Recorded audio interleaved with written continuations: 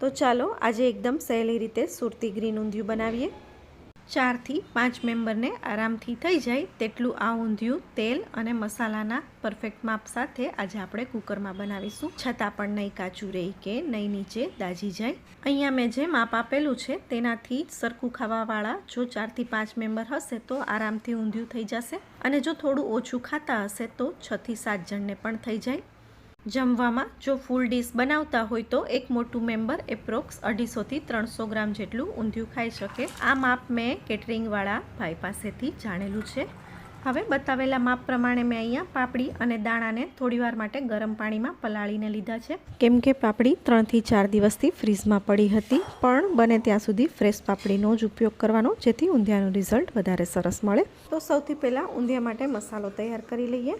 તો મસાલામાં 1 કપ કોથમીર અને 1 કપ લસણ સામે જે કાંઈ પણ મસાલો જોઈશે તેનું લિસ્ટ મેં સ્ક્રીન ઉપર આપેલું છે। અહીંયા મસાલાનું જે માપ આપેલું છે તે માપથી તમે ઊંધિયું બનાવશો એટલે સ્વાદમાં એકદમ પરફેક્ટ બનશે। તો હવે લસણ અને કોથમીરની અંદર બતાવેલા બધા જ મસાલા એડ કરીને થોડું તેલ નાખી બરાબર મિક્સ કરીને સાઈડ પર મૂકી દઈએ। હવે ઊંધિયા માટે વેજીટેબલમાં પાપડી અને દાણા મેં પલાળીને રાખી દીધા છે, અને બાકીના વેજીટેબલમાં જે કાંઈ લીધું છે તેનું માપ મેં સ્ક્રીન પર બતાવેલું છે। હવે અહીંયા રીંગણા સિવાયના બીજા વેજીટેબલને તળીને ઉપયોગમાં લેવાના છે ઊંધિયા માટે। તો અત્યારે ટોટલ મેં અહીંયા 1.25 કપ જેટલું તેલ લીધું। ઊંધિયામાં ટોટલ 2 કપ તેલ જોઈશે, 2 કપ એટલે 500 ગ્રામ।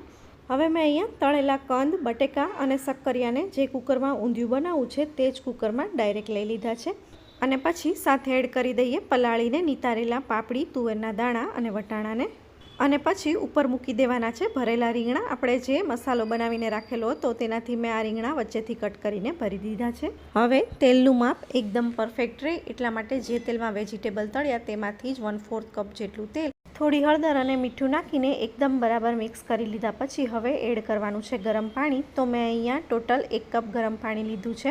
વેજીટેબલ ડૂબે અને રીંગણા ઉપર રહી તે રીતે રાખીને 2 સીટી કરી લેવાની।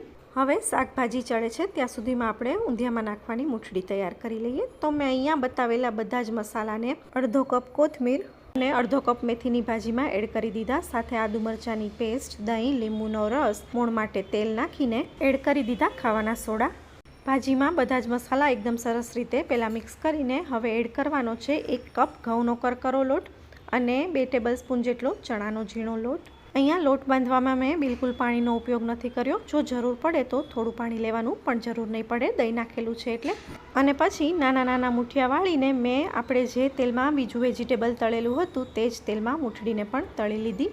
હવે 2 સીટીમાં જ અહીંયા વેજીટેબલ એકદમ સરસ કૂક થઈ ગયું છે, કાચું પણ નથી અને સાવ ગળી પણ નથી ગયું। ઊંધિયામાં વેજીટેબલ બહુ વધારે પડતું ગળી જાય તો મજા ન આવે, એટલે સીટી કરવામાં ધ્યાન રાખવાનું। હવે ઊંધિયાનો વઘાર કરીએ તે પહેલાં આ રીતે રીંગણા કાઢીને સાઈડ પર મૂકી દઈએ। હવે બધી વસ્તુ અહીંયા તૈયાર છે। લીલા લસણ અને કોથમીરનો જે મસાલો બનાવીને રાખેલો હતો તે આ રીંગણા કાઢીને સાઈડ પર મૂકી દેવાના છે। કુકરમાં ચોળવેલું શાક છે અને મૂઠડી છે, અને મેં અહીંયા પાકા કેળા લીધા છે। તમારે કાચા કેળા લેવા હોય તો તેને પણ રીંગણાની જેમ ભરીને કુકરમાં જ સાથે સીટી મારી દેવાની। હવે વેજીટેબલ અને મૂઠડી તળેલા તેલમાં મેં બીજું પોણો કપ તેલ એડ કરી દીધું। અજમા અને હિંગનો વઘાર કરીને જે મસાલો તૈયાર કરેલો છે લીલા લસણ અને કોથમીરવાળો તે એડ કરી દઈએ। તેલ બહુ ગરમ ન હોય તેનું ધ્યાન રાખવાનું। મસાલા એકદમ સરસ કૂક થઈ જાય અને તેલ ઉપર આવી જાય એટલે એડ કરી દઈએ કેળા, મૂઠડી અને રીંગણા સિવાયના બીજા બધા વેજીટેબલ।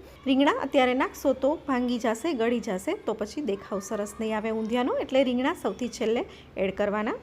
હવે કેળા અને મૂઠડીને ઉપર ગોઠવી દઈએ। કેળા મેં અહીંયા છાલ સાથે જ રાખેલા છે, છાલ કાઢવી હોય તો તે રીતે પણ ચાલે। બને ત્યાં સુધી હમણાં ચમચો ન અડાડવો અને આ રીતે ચમચાથી એકદમ સરસ પ્રેસ કરીને મૂઠડી અને કેળાને ઊંધિયાની અંદર થોડા દબાવી દઈએ એટલે એકદમ સરસ કૂક થઈ જાય। ઊંધિયું ગરમ છે એટલે તેલ થોડું વધારે દેખાય છે, પણ ઠંડુ પડશે એટલે બધું જ તેલ શોષાઈ જશે, અને આમ પણ ઊંધિયામાં તેલ થોડું વધારે હોય તો જ ઊંધિયું બરાબર બને।